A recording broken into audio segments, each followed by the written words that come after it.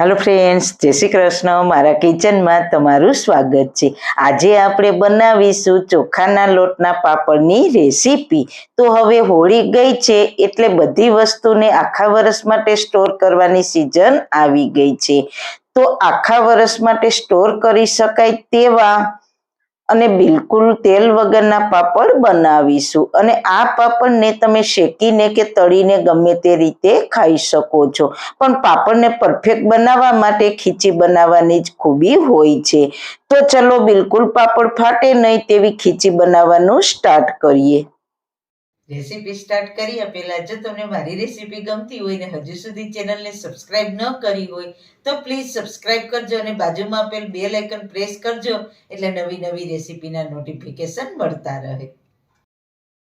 સૌથી પહેલા આખા વર્ષ માટે સ્ટોર કરી શકાય તેવા અને બિલકુલ તેલ વગરના અને સાથે બિલકુલ ફાટે નહીં તેવા પાપડ બનાવવા માટે આપણે લોટનું અને પાણીનું પરફેક્ટ માપ લેવાનું છે। તો તેના માટે મેં અહીંયા 500 ગ્રામ ચોખાનો લોટ લીધો છે। મેં ચોખા દળાવ્યા ત્યારે તેમાં 1 મુઠ્ઠી જેટલા સાબુદાણાને પણ સાથે જ ચોખામાં મિક્સ કરીને જ દળાવ્યા છે। સાબુદાણામાં ચીકાશ હોય છે એટલે પાપડ ફાટશે નહીં। તો ચોખાના લોટને તમારે કોઈ એક વાસણમાં ભરીને માફ કરી લેવાનું। મેં અહીંયા એક બાઉલમાં લોટ ભર્યો છે। તો જેટલો લોટ હોય તેનાથી ડબલ પાણી લેવાનું। તો 1 બાઉલ લોટ છે તો તેની સામે 2 બાઉલ પાણી લેશું। પાણીને એક મોટા તપેલામાં લેશું। જાડા તળિયાવાળું તપેલું લેશું એટલે ખીચી તળિયે બેસે નહીં।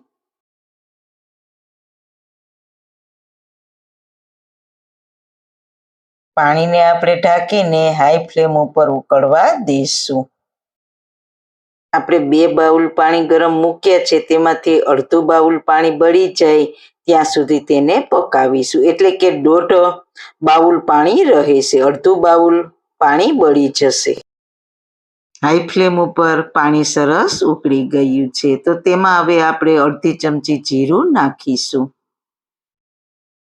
સ્વાદ અનુસાર નિમક અને 500 ગ્રામ લોટની સામે 1 ચમચી પાપડનો ખારો નાખીશું। જો તમે આ રીતના ખીચી બનાવશો તો પાપડ પરફેક્ટ બનશે અને પાપડ ફાટશે પણ નહીં। ખારો નાખ્યા પછી પાણીને સ્લો ફ્લેમ ઉપર 2 મિનિટ જેવું ઉકળવા દેશું। પાણી સરસ પાકી ગયું છે તો ગેસની સ્લો ફ્લેમ ઉપર થોડો થોડો લોટ નાખતા જઈશું અને વેલણની મદદથી એકદમ સારી રીતના મિક્સ કરતા જઈશું। મિક્સ કરવામાં આપણે થોડી સ્પીડ રાખવાની છે એટલે લોટમાં કોઈ ગાંઠા ના પડે અને એકદમ પરફેક્ટ ખીચી બને। જો તમારી ખીચી પરફેક્ટ હશે તો જ તમારા પાપડ સરસ થશે। લોટ પાણીમાં સરસ રીતના મિક્સ થઈ ગયો છે અને પરફેક્ટ ખીચી બની ગઈ છે। તો હવે આ ખીચીને આપણે બાફી લઈશું। મેં પહેલા સ્ટીમરમાં 2 ગ્લાસ પાણી ગરમ મૂકી દીધું હતું। કાણાવાળી પ્લેટ ઉપર આ રીતના એકદમ મલમલનું કાપડ હોય તેને ભીનું કરીને આ રીતના રાખી દઈશું, ક્યાંય પણ આપણે તેલ લગાવવાનું નથી। પછી હાથ ઉપર થોડું તેલ લગાવીને તૈયાર કરેલી ખીચીમાંથી એક મોટો લુવો લઈને તેને હાથથી આ રીતના ફેલાવી દઈશું। પછી વચ્ચે આ રીતના હોલ કરીશું એટલે ખીચું સરસ રીતના બફાઈ જાય। પાપડ બનાવવા માટે ખીચીને બાફવી ખૂબ જ જરૂરી છે। પ્લેટમાં સમાય તેટલા લુવા રાખવા। હવે કપડાને બધી બાજુથી ભેગું કરીને ખીચીને આ રીતના પેક કરી દઈશું। હવે પ્લેટને સ્ટીમરમાં રાખી દઈશું। આ રીતના કપડામાં ખીચું બાફવાથી આપણી પ્લેટ બિલકુલ બગડશે નહીં અને તેલ પણ લગાવવું નહીં પડે। હવે ઢાંકણ ઢાંકીને ગેસની હાઈ ફ્લેમ ઉપર 15 મિનિટ માટે બાફી લઈશું। ખીચી બફાઈ છે ત્યાં આપણે પાપડ સુકાવવાના છે ત્યાં આપણે એક કપડું પાથરી દઈશું। 15 મિનિટ થઈ ગઈ છે તો ખીચીને જોઈ લઈએ। તો ખીચી સરસ રીતના બફાઈ ગઈ છે તો ગેસની ફ્લેમ બંધ કરી દઈશું। તો તમે જોઈ શકો છો ખીચીનો કલર પણ ચેન્જ થઈ ગયો છે। હવે ખીચીને મસળી લેશું। તો એક મોટા વાસણમાં નીચે થોડું તેલ લગાવીશું। બાફેલી ખીચીને વાસણમાં લઈ લઈશું। ખીચીને ચમચા વડે સારી રીતના મસળી લઈશું। ખીચી મસળવામાં આપણે બિલકુલ તેલનો ઉપયોગ નથી કરવાનો, એટલે તમે આખું વર્ષ પાપડને સ્ટોર કરશો તો પણ તે ખોરા પણ નહીં થાય અને તેલની બિલકુલ વાસ પણ નહીં આવે. ખીચી ગરમ હોય ત્યારે તેને મસળી લેવાની. ગરમ ગરમ હોય ત્યારે સરસ રીતના મસળાઈ જશે.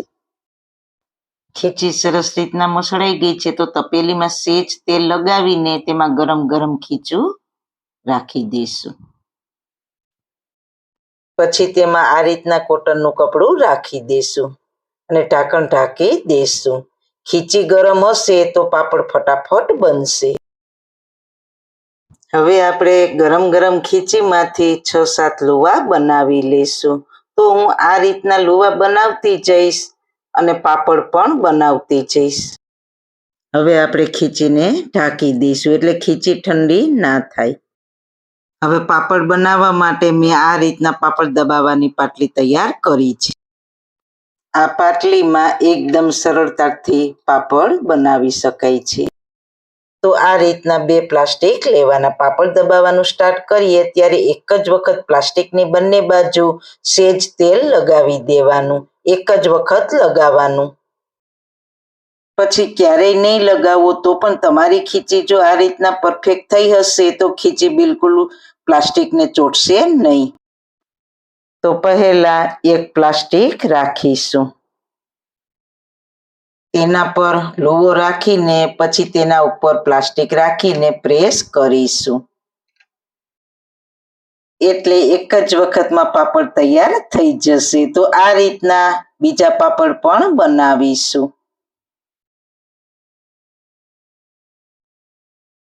આપણે પાપડ બનાવીએ ત્યારે ખીચીને હંમેશા ઢાંકીને જ રાખવી એટલે તે ઠંડી ના થાય. ગરમ ગરમ ખીચીના પાપડ ફટાફટ દબાવી શકાય છે.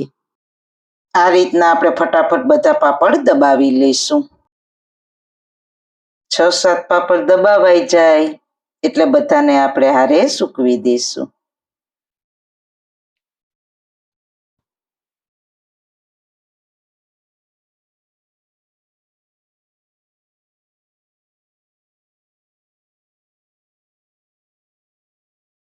પાપડ સરસ રીતના બધા દબાવાઈ ગયા છે તો તેને આપણે પંખા નીચે 6 થી 7 કલાક માટે સૂકવી દઈશું. પાપડને પંખા નીચે 7 કલાક સૂકવ્યા બાદ તેને આ રીતના મોટા વાસણમાં ભરીને 3-4 કલાક માટે તડકામાં સૂકવી દઈશું. તડકામાં સૂકવ્યા પછી આ પાપડને તમે હવા ન જાય તેવા ડબ્બામાં ભરીને 1 વર્ષ સુધી સ્ટોર કરી શકો છો. આ પાપડને તળીને અને શેકીને બંને રીતે ખવાય છે તો હું તમને બંને રીતના બતાવી દઉં. આ રીતના ફટાફટ ફેરવતા જઈશું અને શેકી લઈશું. એકદમ સરસ શેકેલો પાપડ પણ તૈયાર છે. હવે પાપડને તળી પણ લેશું. તો તમે જોઈ શકો છો એકદમ સરસ પાપડ ફૂલ્યા છે. તેમાંથી તેલ આ રીતના નિતારી લેશું. તો બજાર કરતાં એકદમ ચોખ્ખા અને સસ્તા ચોખાના પાપડ ઘરે બનાવવાની તમે જરૂર એક વખત ટ્રાય કરજો.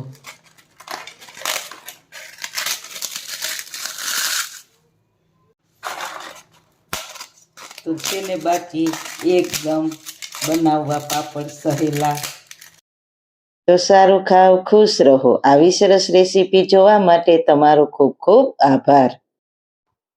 મારી રેસીપીને લાઈક કરજો, શેર કરજો, મારી ચેનલને સબસ્ક્રાઈબ કરજો. ફરી મળીશું નવી રેસીપી સાથે. જય શ્રી કૃષ્ણ.